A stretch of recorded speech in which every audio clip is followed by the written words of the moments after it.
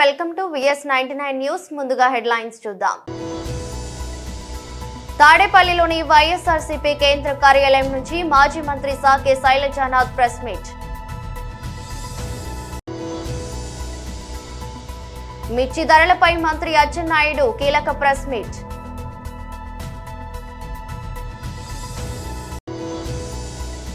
MLC ఎన్నికల ప్రచారంలో అధికారులకు ఈటెల వార్నింగ్.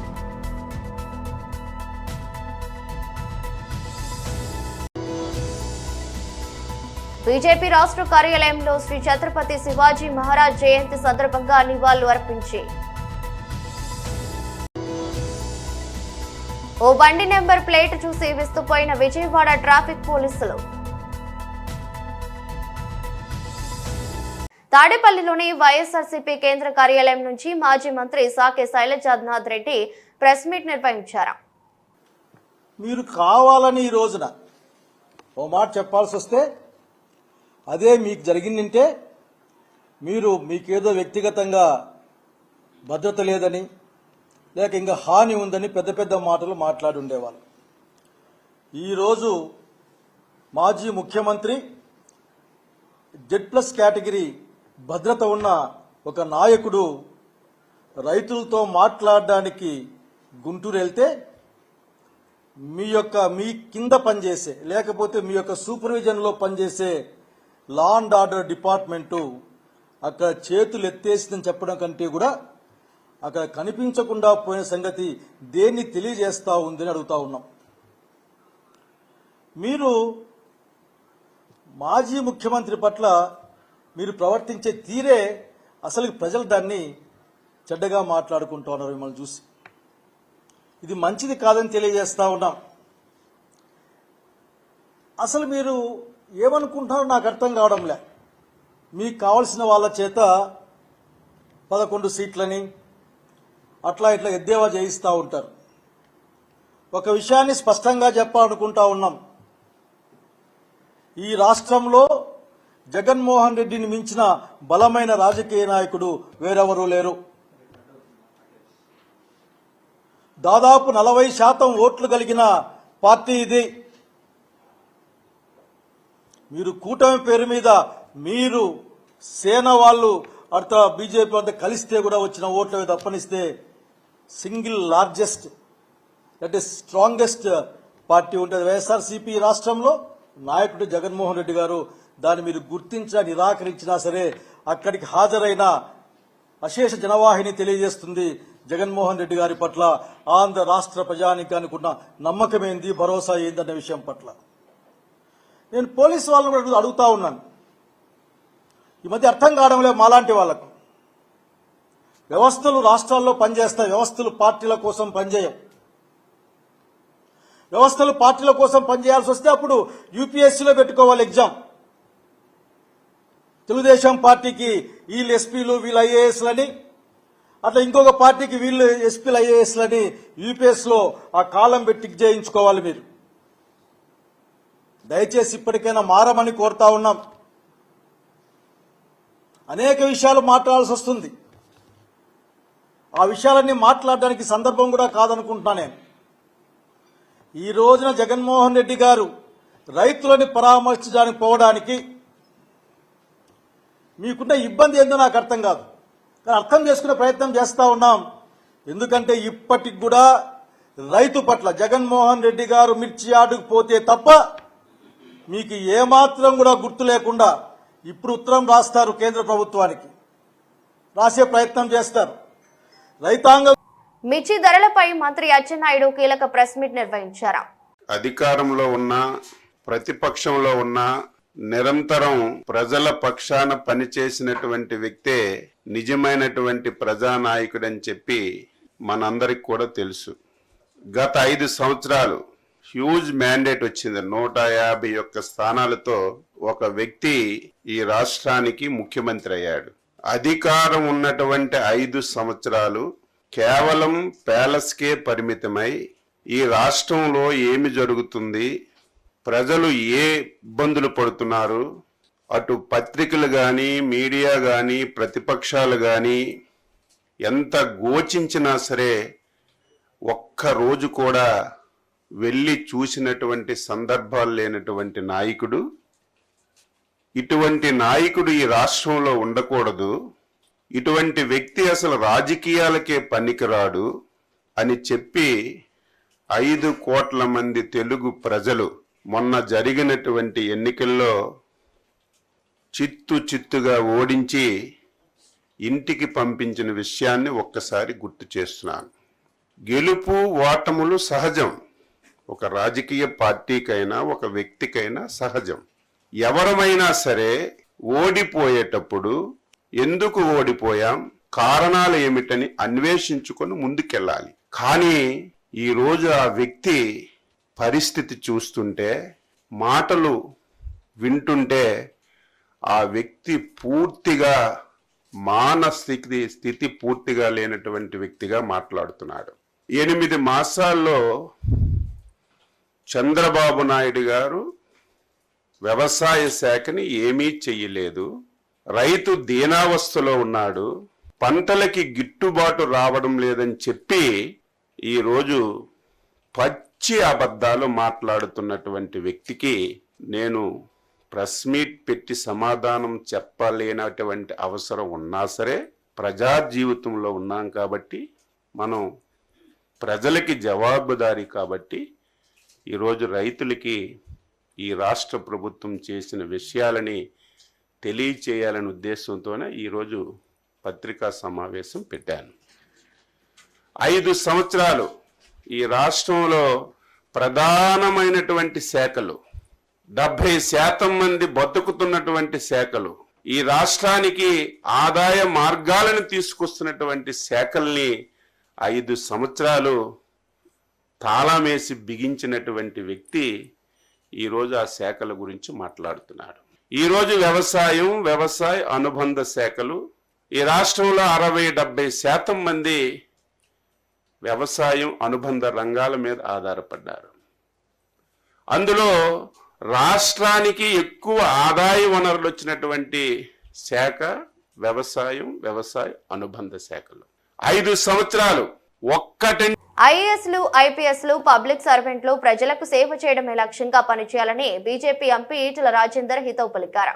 ప్రభుత్వంలోని పెద్దలు చెప్పారని నిబంధనలకు విరుద్ధంగా నడుచుకుంటే మాజీ ఐఏఎస్ అధికారి శ్రీలక్ష్మికి పట్టిన గతే పడుతుందని హెచ్చరించారు. తాము కూడా ఆరెంజ్ బుక్ మెయింటైన్ చేస్తున్నామని ఈటెల చెప్పారు. రూల్స్ కు విరుద్ధంగా ప్రతిపక్ష నేతలను వేధింపులకు గురి చేయడమే లక్ష్యంగా పనిచేస్తున్న అధికారుల పేర్లను అందులో రాసుకుంటున్నామని తెలిపారు. సమయం వచ్చినప్పుడు లెక్కలతో బయటపెట్టి ఫలితం అనుభవించేలా చేస్తామని ఈటెల పేర్కొన్నారు. ఈ మేరకు బుధవారం వరంగల్ జిల్లాలో ఎమ్మెల్సీ ఎన్నికల ప్రచారం సందర్భంగా ఏర్పాటు చేసిన మీడియా సమావేశంలో ఈటెల ఈ వ్యాఖ్యలు చేశారు. బాసుల ఆదేశాల ప్రకారం కాకుండా చట్ట ప్రకారం నడుచుకోవాలని ఐఏఎస్, ఐపీఎస్ అధికారులకు ఈటెల సూచించారు. చట్టం నుంచి ఎవరూ తప్పించుకోలేరని, పిల్లి కళ్ళు మూసుకుని పాలు తాగినట్లుగా పనిచేస్తే ఎట్టి పరిస్థితుల్లోనూ ఊరుకోబోమని స్పష్టం చేశారు. ఉపాధ్యాయ ఎమ్మెల్సీ ప్రచారానికి వెళ్తే ప్రజల బీజేపీకి సంపూర్ణ మద్దతు ఇస్తున్నారని తెలిపారు. రాష్ట్రంలో విద్యా వ్యవస్థను బీఆర్ఎస్ భ్రష్టు పట్టించిందని, ప్రభుత్వం కాంగ్రెస్ కూడా అదే పద్ధతిలో ముందుకు సాగుతుందని ఆరోపించారు. కాంగ్రెస్ కు కూడా బీఆర్ఎస్ కు పట్టిన గతే పడుతుందని ఈటెల రాజేందర్ పేర్కొన్నారు. 2 జోన్లలో, ఒకటి వరంగల్ జోన్లో టీచర్ ఎమ్మెల్సీకి, కరీంనగర్ జోన్లో teacher as well as graduates ఎమ్మెల్సీకి ఎన్నికలు ఈ నెల 27వ తారీఖున జరగబోతూ ఉన్నాయి. ఒకరోజు నేను కరీంనగర్ ఎమ్మెల్సీ స్థానంలో నేను ప్రచారం చేసి ఇవాటికి 3వ రోజు ఇక్కడ ప్రచారం చేస్తూ ఉన్నా. కేజీబీవీ స్కూళ్ళకు పోతే మా సమస్య మీద మీరే మాట్లాడినది తప్ప సమస్య ఇంకా పరిష్కారం కాలే. మోడల్ స్కూళ్ళకు పోతే మీరు మా సమస్యల మీద కొట్లాడుతున్నారు, మీకే మా మద్దతు. గవర్నమెంట్ స్కూళ్ళలో టీచర్ల దగ్గరికి పోతే మాకు 5 డిఏలు పెండింగ్ ఉన్నాయి, మా పిఆర్సీ పెండింగ్ ఉంది, రిటైర్డ్ అయినటువంటి టీచర్లకు బెనిఫిట్స్ కూడా రావట్లేదు, అన్యాయం ఉన్నది. 317 జీవో తెచ్చి మా టీచర్లకు ప్రశాంతత లేకుండా చేసిండు కేసీఆర్. ఈ ప్రభుత్వం కూడా గట్నే చేస్తూ ఉంది. ఇవన్నిటి మీద కొట్లాడగలిగే శక్తి సత్తా ఉంది, మీకే మా ఓటేస్తామని చెప్పి గవర్నమెంట్ స్కూల్ టీచర్లు, మోడల్ స్కూల్ టీచర్లు, ప్రైవేట్ స్కూల్ టీచర్లలో, ప్రైవేటు కాలేజీలలో 4 ఏళ్ళు అవుతుంది మా ఫీ రియంబర్స్మెంట్ రాక, జీతాలు ఇవ్వలేకపోతున్నాం, టీచర్లకు జీతాలు ఇవ్వలేకపోతున్నాం, కిరాయి భవనాలకు రెంట్లు కట్టలేకపోతున్నాం, కరెంటు బిల్లులకు కూడా కష్టమైపోతుంది, అప్పుల పాలవుతుంది. మేము కూడా ఎవరు గెలిచినా మళ్ళీ అధికార పార్టీకి పోయే ఆస్కారం ఉంది కాబట్టి మాకు కొట్లాడే వాళ్ళు కావాలి. టీఆర్ఎస్ మీద మాకు నమ్మకం లేదు కాబట్టి, కాంగ్రెస్ పార్టీ విఫలమైంది కాబట్టి, కొట్లాడగలిగే వాళ్ళు మీరే కాబట్టి మీకే తప్పకుండా ఓటేస్తామని చెప్పి భావిస్తూ ఉన్నారు. నేను ఒకటే, మెడికల్ కాలేజీలలో టీచింగ్ స్టాఫ్ కావచ్చు, విశ్వవిద్యాలయాల్లో టీచింగ్ స్టాఫ్ కావచ్చు, జూనియర్ డిగ్రీ పీజీ కాలేజీల్లో టీచింగ్ స్టాఫ్ కావచ్చు, గవర్నమెంట్ స్కూళ్ళల్లో, అదేవిధంగా కేజీబీవీ స్కూళ్ళల్లో, మోడల్ స్కూల్లో ఉన్నటువంటి టీచర్లకు కావచ్చు, మేము వినమ్రంగా విజ్ఞప్తి చేస్తున్నాం.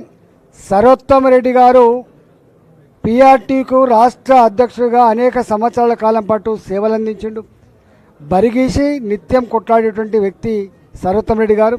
అదేవిధంగా పిఆర్టీలో పనిచేసినటువంటి చిన్నకేశ్వరరెడ్డి గారు కూడా ఇప్పుడున్న ఈ పరిస్థితులలో నాయకులుగా ఎన్నికయ్యే వాళ్ళు తొత్తులుగా ఉండొద్దు, తొత్తులకు ఉండటువంటి ఏకైక పార్టీ భారతీయ జనతా పార్టీ కాబట్టి భారతీయ జనతా పార్టీకి మద్దతు ఇస్తా అని చెప్పి 3 రోజులుగా మాతో పాటు తిరుగుతూ ఉన్నాడు. ఇవాళ ఎక్కడ పోయినా పైన ఏ డిస్కషన్స్ ఉన్నా కూడా లోపల మాత్రం బీఆర్ఎస్ పార్టీకి బుద్ధి చెప్పినాం, కాంగ్రెస్ పార్టీకి కూడా బుద్ధి చెప్పాలి, బుద్ధి చెప్పేటువంటి ఏకైక పార్టీ బీజేపీ అనేటువంటి భావన ఉంది కాబట్టి ఇవాళ ఈ వరంగల్, నల్గొండ బీజేపీ రాష్ట్ర కార్యాలయంలో శ్రీ ఛత్రపతి శివాజీ మహారాజ్ జయంతి సందర్భంగా నివాళులు అర్పించారు. తెలంగాణ రాష్ట్ర ప్రజలకు భారతీయ జనతా పార్టీ తరఫున శుభాకాంక్షలు తెలియజేస్తూ, మరి శివాజీ మహారాజ్ని ఈరోజు భారతదేశంలో ఒక మంచి యోధుడుగా ఒక మంచి పరిపాలన అందించేటువంటి ఒక వ్యక్తిగా ఈరోజు చూస్తూ ఉన్నాం. ఒక మతానికి, ఒక కులానికో, ఒక ప్రాంతానికో సంబంధించినటువంటి ఒక రాజు కాకుండా శివాజీ మహారాజు యావత్ దేశంలో కూడా మంచి పరిపాలన యంత్రాంగాన్ని వారు డెవలప్ చేసి ఈరోజు దేశంలో ఇప్పుడు ఉన్నటువంటి ఒక ఏవైతే రెవెన్యూ వ్యవస్థ అయితే ఏంది, లేకపోతే ఈ సివిల్ సర్వీసెస్ సంబంధించినటువంటి ఒక వ్యవస్థ అయితే ఏంది, ఇవన్నీ కూడా వారి యొక్క పరిపాలన మోడల్ మీద ఆధారపడి ఉన్నది. శివాజీని కేవలం ఒక హిందూ రాజుగా ముఘల్ సామ్రాజ్యానికి ఎదుర్కొని పరిపాలన అందించిన రాజు కాకుండా అన్ని మతాలని, అన్ని కులాన్ని గౌరవించినటువంటి వ్యక్తి శివాజీ మహారాజ్. ఈ శివాజీ జయంతి సందర్భంగా మంచి పరిపాలన, అవినీతి రహితమైన పరిపాలన మన పరిపాలకులు చేయాలి, మన పాలకులు చేయాలని చెప్పేసి కూడా నేను ఈ సందర్భంగా కోరుతూ, మరి ప్రస్తుత రాజకీయ పరిస్థితుల్లో కూడా శివాజీ ఒక పరిపాలన మనకు ఆదర్శంగా, మనకు ఒక ఇన్స్పైరేషన్గా మిగులుతుందని చెప్పేసి కూడా తెలియజేస్తూ, మరి శివాజీ మహారాజుని మనం ఒక హిందూ రాజుగానే కాకుండా, హిందూ ఆరాధ్య పురుషుడే కాకుండా యావత్ భారతదేశం అన్ని కులాలు, అన్ని మతాలు కూడా గౌరవించేటువంటి వ్యక్తిగా వారిని ఈరోజు అందరం కూడా వారికి నివాళులు అర్పించాలని చెప్పేసిగా నేను కోరుతా ఉన్నాను. శ్రీ శివాజీ మహారాజ్ గారి యొక్క 395వ జన్మదిన శుభ సందర్భంలో యావత్ భారతదేశంలో ఉన్నటువంటి ప్రజానికానికి అందరికీ కూడా, ఇతర దేశాలలో ఉన్నటువంటి భారతీయులందరికీ కూడా నేను శుభాకాంక్షలు తెలియపరుస్తున్నాను భారతీయ జనతా పార్టీ తరఫున. ఈ దేశంలో ఉన్నటువంటి ప్రస్తుత 29 రాష్ట్రాలలో ఏ రకంగా పరిపాలన ఉండాలని ఆనాడు 395 సంవత్సరాల తర్వాత క్రితము తను ఏదైతే యావత్ సామ్రాజ్యానికి అధిపతిగా ఉండి ఏ రకంగా సేవలు అందించాలి, ఇంతకుముందు మా రామచంద్రరావు గారు చెప్పినట్టు డిఫెన్స్ ఏ రకంగా ఉండాలి, రక్షణ రంగం ఏ రకంగా ఉండాలి, వైద్య రంగం ఏ రకంగా ఉండాలి, విద్యారంగం ఏ రకంగా ఉండాలి, సివిల్ సర్వీసెస్ ఏ రకంగా పనిచేయాలి, రాజకీయ నాయకులు నిస్వార్థన భావనతో ఏ రకంగా పనిచేయాలి, ప్రజలకు సేవ చేసేటటువంటి అంకిత భావంతో ఏ రకంగా పనిచేయాలి అనేటటువంటి ఆదర్శవంతమైనటువంటి పరిపాలన నడిపించి అంచెలంచెలుగా ఇప్పటి ఈ సంవత్సరంలో నడుస్తున్నటువంటి రాజకీయ నాయకులకు అందరికీ కూడా అందరు రాష్ట్ర ముఖ్యమంత్రులకు దేశ ప్రధాని కూడా ఈనాడు మన నరేంద్ర మోదీ గారు నడుస్తుంటే ఏ రకంగా శివాజీ గారే కనిపిస్తుంటారు వాళ్ళు. విజయవాడలో ట్రాఫిక్ పోలీసులు విధి నిర్వహణలో బండిని దానికి ఉన్న నెంబర్ ప్లేటును చూసి విస్మయానికి గురయ్యారు. ఆ బండి నెంబర్ ప్లేటుపై నెంబర్కు బదులుగా మాఫియా అని రాసి ఉంది. బెజవాడలోని ఓ సర్కిల్ వద్ద ట్రిపుల్ రైడింగ్ ను గమనించిన ట్రాఫిక్ పోలీసులు ఆ బండిని ఆపారు. నెంబర్ కోసం చూడగా మాఫియా అని రాసి ఉన్న అక్షరాలు కనిపించాయి. ఈ నెంబర్ ప్లేటు ఏంది తమ్ముడు, ఇన్షూర్డ్ బై మాఫియా అని రాసి ఉందేంట్రా, ఇదేం నెంబర్ ప్లేటురా, నేనెప్పుడు చూడలేదు, కొత్తగా ఉంది. ట్రాఫిక్ పోలీసు ఆశ్చర్యం వ్యక్తం చేశారు. మాఫియా అయిందిరా, ఏ మాఫియారా మీరు అంటూ ప్రశ్నించారు. అంతేకాదు బైక్ సైలెన్సర్ ను కూడా మోడిఫై చేసి ఉండటం గుర్తించారు. కాగా బైక్ ను ఇటీవలే వేరే వ్యక్తి నుంచి కొనుగోలు చేశారని, అయితే నెంబర్ ప్లేటును మార్చకుండా అలాగే ఉంచానని సదరు బైకర్ వెల్లడించారు. దాంతో ట్రాఫిక్ పోలీసులు అప్పటికప్పుడు ఆ కుర్రాన్ని ఇంటికి పంపించి నెంబర్ ప్లేట్ తెప్పించి అక్కడే రోడ్డుపైనే బండికి బిగించారు. దీనికి సంబంధించిన వీడియో ఇప్పుడు వైరల్ అవుతుంది. తాజాగా విడుదల చేసిన ఐసీసీ వన్డే బ్యాటింగ్ ర్యాంకింగ్స్ లో Team India star player Shubman Gill అగ్రస్థానం దక్కించుకున్నారు. ఇటీవల స్వదేశంలో ఇంగ్లాండ్ తో జరిగిన 3 వన్డేల సిరీస్ ఈ యువ బ్యాటర్ అద్భుతంగా రాణించిన విషయం తెలిసిందే. ఆ అద్భుత ప్రదర్శన కారణంగా నెంబర్ 1 గా ఉన్న పాక్ స్టార్ ఆటగాడు బాబర్ ఆజమ్ ను వెనక్కి నెట్టి గిల్ అగ్రస్థానం కైవసం చేసుకున్నాడు. 796 రేటింగ్ పాయింట్లతో గిల్ నెంబర్ 1 ర్యాంక్ దక్కించుకోగా 773 రేటింగ్ పాయింట్లతో బాబర్ 2వ స్థానానికి పడిపోయాడు. గిల్ వన్డే క్రికెట్ లో నంబర్ 1 ర్యాంకింగ్ ను దక్కించుకోవటం ఇది రెండోసారి. అటు గిల్ తర్వాత టాప్ 10లో 3 భారత ఆటగాళ్లు చోటు దక్కించుకున్నారు. టీమిండియా కెప్టెన్ రోహిత్ శర్మ 3వ స్థానంలో నిలిచాడు. అలాగే విరాట్ కోహ్లీ 6 ర్యాంకు దక్కించుకోగా శ్రేయస్ అయ్యర్ 1 ర్యాంకు మెరుగుపరుచుకుని 9వ స్థానానికి ఎగబాకాడు. కాగా ఇటీవల ఇంగ్లాండ్ తో ముగిసిన 3 మ్యాచ్ల వన్డే సిరీస్ లో గిల్ అద్భుతంగా ఆడాడు. నాగ్పూర్ లో జరిగిన మొదటి మ్యాచ్ లో 96 బంతుల్లో 87 పరుగులు చేశాడు. కటక్ లోని బారాబతి స్టేడియంలో జరిగిన 2వ వన్డేలో 52 బంతుల్లో 60 రన్స్ బాదాడు. ఇక అహ్మదాబాద్ లోని నరేంద్ర మోదీ స్టేడియంలో జరిగిన ఆఖరిదైన 3వ వన్డేలో గిల్ సెంచరీతో అదరగొట్టిన విషయం తెలిసిందే. అలాగే అయ్యర్ కూడా 3 మ్యాచ్లలో వరుసగా 59, 44, 78 పరుగులు చేసి సత్తా చాటాడు. రేపటి నుండి పసుపు రైతుల రిలే నిరాహార దీక్షలు చేస్తామని పసుపు రైతులు వినోద్ రెడ్డి, వెల్మా ముత్యం రెడ్డి, నక్కల రాములు, వన్నెల గంగారెడ్డిలు ఆర్మూర్ మున్సిపల్ పట్టణ కేంద్రంలోని ప్రెస్ క్లబ్ భవనంలో ఆదివారం రోజు పాత్రికేయుల సమావేశం నిర్వహించారు. ఈ సందర్భంగా మాట్లాడుతూ రైతులకు పసుపు మద్దతు ధర 17,000 పెంచాలని, ప్రస్తుతం ఉన్న ధర 10,000 రైతులకు గిట్టుబాటు కావడం లేదని, రైతులకు పసుపు ధర పెంచి ఆదుకోవాలని ప్రభుత్వాన్ని డిమాండ్ చేశారు. 17 ఫిబ్రవరి రేపటి నుంచి 21వ తేదీ వరకు 5 రోజుల పాటు రిలే నిరాహార దీక్షలు ఆర్మూర్ అంబేద్కర్ చౌరస్తాలో శాంతియుతంగా నిర్వహిస్తామని తెలిపారు. ఈ రిలే నిరాహార దీక్షలకు పసుపు రైతులు పెద్ద ఎత్తున మద్దతు పలుకుతూ హాజరు కావాలని కోరారు. ఈ సమావేశానికి వచ్చిన పాత్రికేయ మిత్రులందరికీ స్వాగతం, సుస్వాగతం. ఈనాటి ఈ ముఖ్య ఉద్దేశం ఏంటంటే పసుపు మద్దతు ధర 17,000కై రైతుల నిరాహార దీక్షల గురించి ఉద్దేశము. రేపు ఉదయం 10 గంటలకు 11 గంటల 30 నిమిషాలకు అంబేద్కర్ చౌరస్తా వద్ద ఏసీబీ గారి అనుమతితో 5 రోజులు శాంతియుతంగా టెంట్ కింద రైతులతో రిలే నిరాహార దీక్షలు.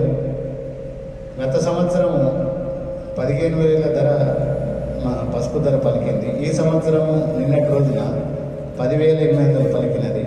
పంట ఖర్చులు పెరిగినాయి. 1 ఎకరానికి 1,50,000 రూపాయల ఖర్చు అవుతుంది 1 ఎకరం పండించడానికి. ఆర్మూర్, బాల్కొండ, నిజామాబాద్ రూరల్, నిర్మల్, మెట్పల్లి అసెంబ్లీ నియోజకవర్గ పసుపు పండించిన రైతులతో రిలే నిరాహార దీక్షలు. రేపటి కార్యక్రమానికి అన్ని గ్రామాల రైతులు తరలివచ్చి రిలే నిరాహార దీక్షలో పాల్గొనాలని కోరుచున్నాము. గత సంవత్సరము ఇదే పసుపు 15,000 ధర పలికింది. కానీ నేడు 10,000-10,500 మార్కెట్లో పలుకుతుంది. నిన్నటి ధర. అయితే ఇది రైతులకు సరైన ధర కాదు, రైతులకు గిట్టుబాటు కాదు. 1 ఎకరం పసుపు పండించడానికి 1,00,000 రూపాయల ఖర్చు అవుతుంది. దాన్ని ఈ ధరను పోల్చుకుంటే రైతు ఏం లాభపడింది లేదు. ఈ విషయాన్ని ప్రభుత్వాల దృష్టికి తీసుకురావడానికే రేపు రిలే నిరాహార దీక్షలు నిర్వహించడం జరుగుతుంది. ఏసీపీ గారి అనుమతితోనే ఈ కార్యక్రమాన్ని నిర్వహిస్తున్నాము. ఈ కార్యక్రమంను శాంతియుతంగా ఎలాంటి గొడవలు లేకుండా నిర్వహిస్తాము. ధర్నాలు కానీ రాస్తారోకలు కానీ ఏమీ లేవు. శాంతియుతంగా టెంట్ కింద రైతులు రిలే నిరాహార దీక్ష నిర్వహిస్తారు. తమ డిమాండ్లను ఎలక్ట్రానిక్ ప్రింటింగ్ మీడియా ద్వారా ప్రభుత్వానికి తమ డిమాండ్లను తెలియజేస్తారు. రేపు జరిగే కార్యక్రమానికి అన్ని గ్రామాల నుండి రైతులు పాల్గొని తమ డిమాండ్లను నెరవేర్చుకోవాలని ఈ వేదిక ద్వారా నేను రైతులను కోరుచున్నాను. నాగర్ కర్నూలు జిల్లాలో చారకొండ నుంచి కల్వకుర్తి వెళ్లే దారిలో ఉన్న సారంబండ తండా కరువు రోడ్డు దగ్గర యాక్సిడెంట్ హాట్స్పాట్ గా ఉన్నందున ఎలాంటి సూచనలు తీసుకోవాలని అనే దాని మీద కల్వకుర్తి డీఎస్పీకి మరియు వెల్దండ సిఐకి మరియు చారకొండ ఎస్ఐకి ఎలాంటి సూచనలు జాగ్రత్తలు పాటించాలనే దాని మీద దిశానిర్దేశం చేసిన నాగర్ కర్నూలు జిల్లా ఎస్పీ గైక్వాడ్ వైభవ్ రఘునాథ్. రెడ్డి గారికి, సిఐ కల్వకుర్తి నాగార్జున గారికి, ఇక్కడ లోకల్ ఎస్ఐ శంషుద్దీన్ గారికి, తర్వాత అందరు SI from Kalwakurthy sub division మరియు మన పోలీస్ సిబ్బంది, అలాగే ఈ ప్రోగ్రాంలో వచ్చిన మన చారకొండ గ్రామ ప్రజలు, ప్రజాప్రతినిధులు, బిజినెస్ పర్సన్స్, సంఘాల నుంచి వచ్చిన అందరూ అండ్ మీడియా మిత్రులకి అందరికీ నమస్కారం. మొదటి నేను మన లోకల్ ఎస్ఐ శంషుద్దీన్ గారికి మరియు ఎవరైనా ఈ ప్రాజెక్ట్ గురించి డొనేషన్ ఇచ్చారో అందరికీ కాంగ్రాచులేషన్ అండ్ ధన్యవాదాలు. ఎందుకంటే ఇది చాలా మంచిగా ఇనిషియేటివ్ ఇక్కడ చారకొండ ప్రజలు తీసుకున్నారు. ఒక గ్రామ పంచాయత్ మండల్ హెడ్ క్వార్టర్లో ఇంత పెద్ద 32 కెమెరా మన నాగర్ కర్నూలు డిస్టిక్లో ఇక్కడ కూడా ఇన్స్టాలేషన్ చేయలేదు ఇప్పుడు. సో ఇది పెద్ద 32 కెమెరా, అది చాలా నెంబర్స్ ఉన్నాయి. ఐ థింక్ అది మన అందరి చోట్ల అన్ని కార్నర్స్, చౌరాస్తా ఈ 32 కెమెరాస్లో కవర్ అయింది. ఈ కెమెరాస్ ఎందుకు ఇంపార్టెంట్ అంటే మన ట్రెడిషనల్గా పోలీసింగ్ నడుస్తుంది, మన రెగ్యులర్ పోలీసింగ్, ఇన్వెస్టిగేషన్, ఎవరైనా విట్నెస్ చూస్తారు లేదా డాగ్ స్క్వాడ్ అన్నీ మొత్తం నడుస్తుంది. బట్ ఇప్పుడే ఎట్లా టెక్నాలజికల్ అడ్వాన్స్మెంట్ అయితే మన పోలీస్ డిపార్ట్మెంట్లో కూడా ఇది టెక్నాలజికల్ అడ్వాన్స్మెంట్ కావాలి. ఈ సీసీటీవీ కెమెరా మన చాలా నేరాల గురించి చాలా ఇంపార్టెంట్. అది మీకు అందరికీ తెలుసు, మర్డర్ కేసు కానీ, రోడ్ యాక్సిడెంట్ కేసెస్ కానీ, hit and run accident cases కానీ, మిస్సింగ్ కేసెస్ కానీ రకరకాల క్రైమ్ ఇక్కడ జరుగుతుంది. ఈ కల్వకుర్తి ప్రాంతంలో ఇది కొత్త హైవేస్ ఉన్నాయి, మరియు ఇక్కడ శ్రీశైలం హైవే, కల్వకుర్తి జడ్చర్ల హైవే, ఇక్కడ చారకొండలో కూడా నల్గొండ చారకొండ హైవే, ఈ అన్ని చోట్ల రెగ్యులర్గా రోడ్ ప్రమాదం కూడా జరుగుతుంది. చాలా టైంలో నైట్ టైంలో యాక్సిడెంట్ జరిగితే ఎవరైనా హిట్ చేసి పోతున్నారు, అది వెహికల్ డిటెక్షన్ కూడా చాలా కష్టం అది. సో ఇది ఒకటి ఛాలెంజ్. ఈ అన్ని మొత్తం డిటెక్షన్ కావాలి అంటే కెమెరా చాలా యూస్ఫుల్. ఒక కెమెరా మన 100 పోలీస్ పర్సనల్ యాక్వాప్ అని ఒక కెమెరా చేస్తున్నారు. ఇది 100 పోలీస్ పర్సన్ కూడా అది డిటెక్షన్ కాలేదు, ఈ థింగ్ ఒక కెమెరా డిటెక్ట్ చేస్తున్నారు. సో ఇది చాలా మంచిగా ఇనిషియేటివ్. నేను కూడా ఇక్కడ వచ్చిన తర్వాత మన అందరు ఆఫీసర్లో నేను రిక్వెస్ట్ చేశాను, మన పోలీస్ డిపార్ట్మెంట్ టార్గెట్ అంటే ప్రతి గ్రామంలో మన నాగర్ కర్నూలు డిస్టిక్లో ఆల్మోస్ట్ 460 విలేజెస్ ఉన్నాయి. ఈ ప్రతి గ్రామంలో కనీసం 4 కెమెరాస్ కావాలి, అట్లీస్ట్ ఎంట్రీ ఎగ్జిట్ పాయింట్లో, ఇంపార్టెంట్ చౌరస్తాలో. ఈ ప్రతి గ్రామంలో మన కెమెరా ఇన్స్టాల్ చేయడానికి నేను అందరు ఆఫీసర్లు కూడా వార్తలు ముగించే ముందు మరోసారి హెడ్లైన్స్. తాడేపల్లిలోని వైఎస్ఆర్సీపీ కేంద్ర కార్యాలయం నుంచి మాజీ మంత్రి సాకే శైలజానాథ్ ప్రెస్ మీట్. మిర్చి ధరలపై మంత్రి అచ్చెన్నాయుడు కీలక ప్రెస్ మీట్.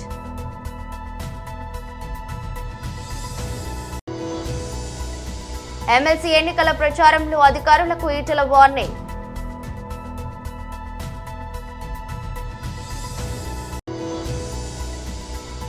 బీజేపీ రాష్ట్ర కార్యాలయంలో శ్రీ ఛత్రపతి శివాజీ మహారాజ్ జయంతి సందర్భంగా నివాళులు అర్పించి